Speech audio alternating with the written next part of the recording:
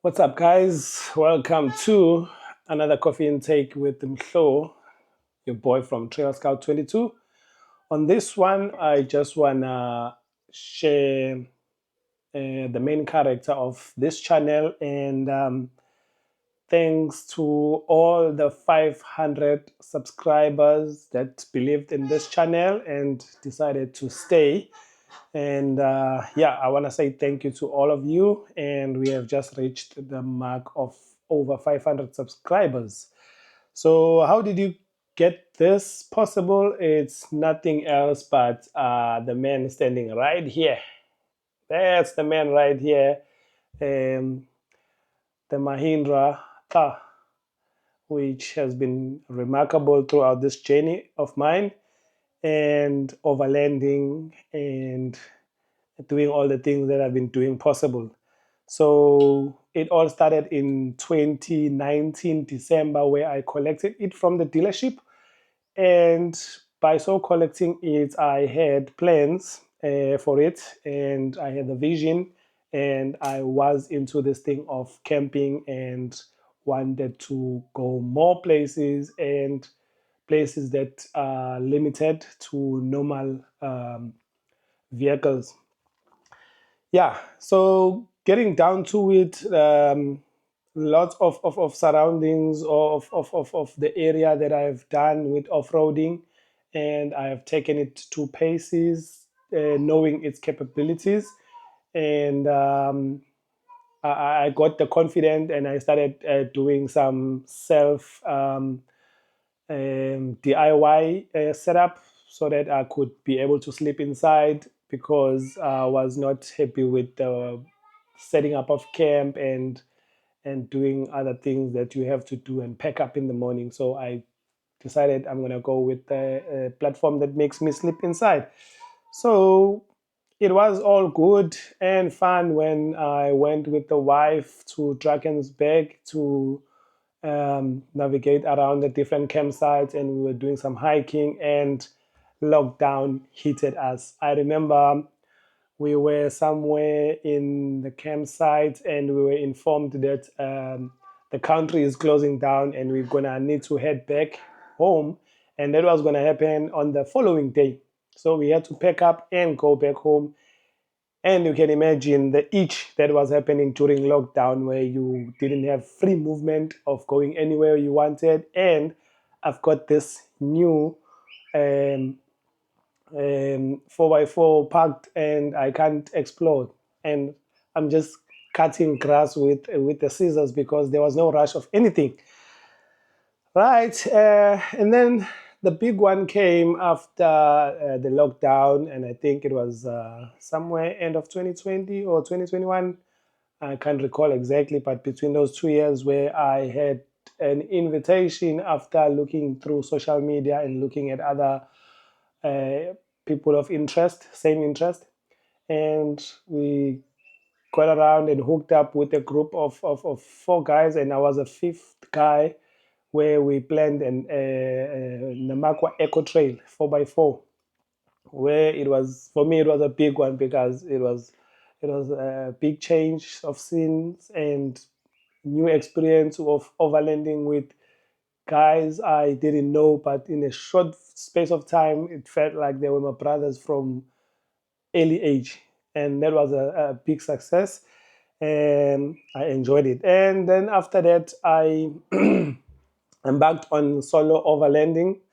Even though before I was doing a little bit of solo, but I embarked on a solo overlanding, which I planned it to be a couple of nights away, where I started in Hluhluwe and I went and explored the province of Mpumalanga, and I crossed the border for the first time to Mozambique, all the way up to Manyisa.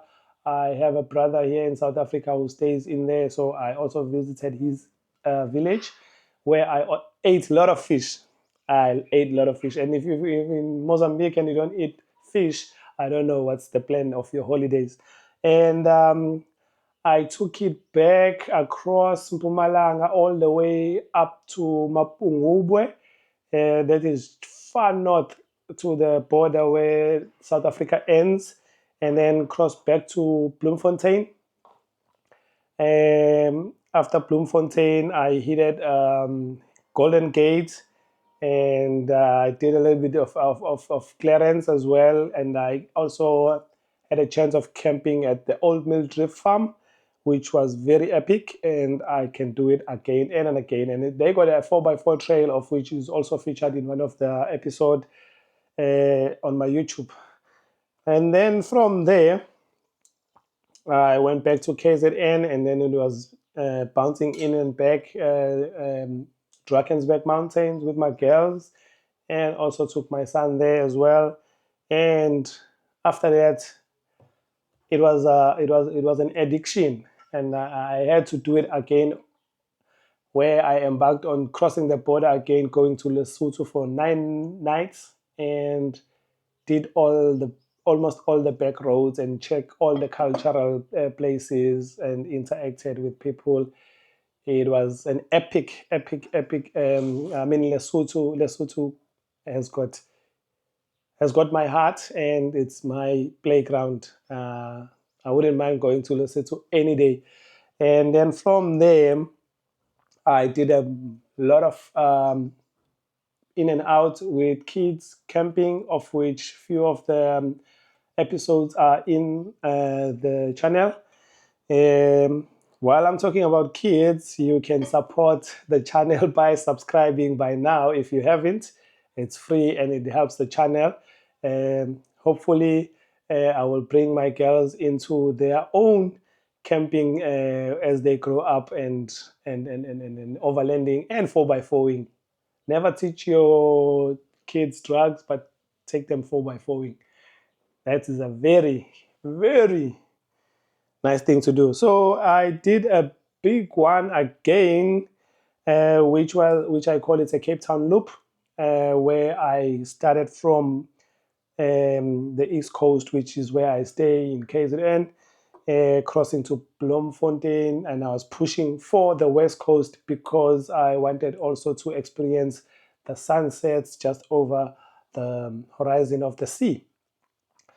I made it there, and then pushed down to Cape Town. I think at the West Coast, I spent about 2 nights, and I just the first night it was planned to not do anything on the following day, and I was just in the moment, enjoying the sunrise, watching the flowers, because it's just along the Namakwa Eco Trail where the flowers and the floral is known. So I was just taking it in, soaking it in. And then I pushed down all the way down south to Cape Town. And I did a couple of camping in Cape Town. And then from there, I did the garden routes, and then went back inland to Swartberg Pass all the way to Gamgaskloof. They call it D Hell. I had a wonderful time, a wonderful drive, and it's a very remote place. And you have to make sure that you know your story, because getting stuck there, it's just another mission. From there, I bounced back to Hawksberg, and I had a time of my life there as well. Hawksberg is a nice town, and lots of trails and waterfalls you can explore. I had a wonderful time.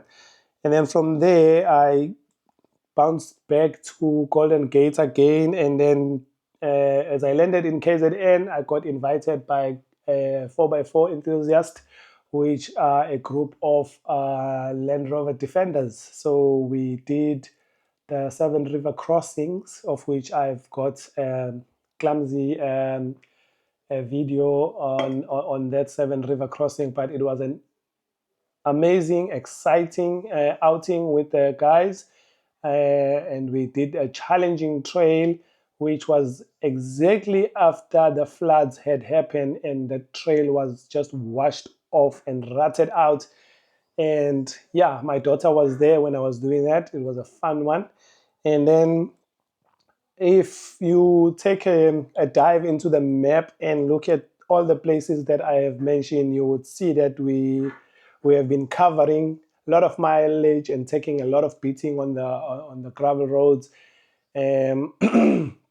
So The ghost donkey has taken a beating, and the only repairs that I've suffered was just to change the front wheel bearings because it was going to give me peace after all these routes that I've done.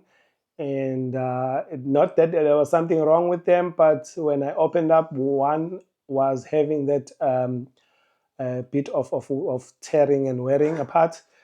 But I changed that only, and then the upgrade I did it was that was before I went to the Namakwa Eco Trail. I just put it some bigger tires, of which there were 143 60, 143 by 16, and from there I did a recent upgrade to which is 265 now by 75,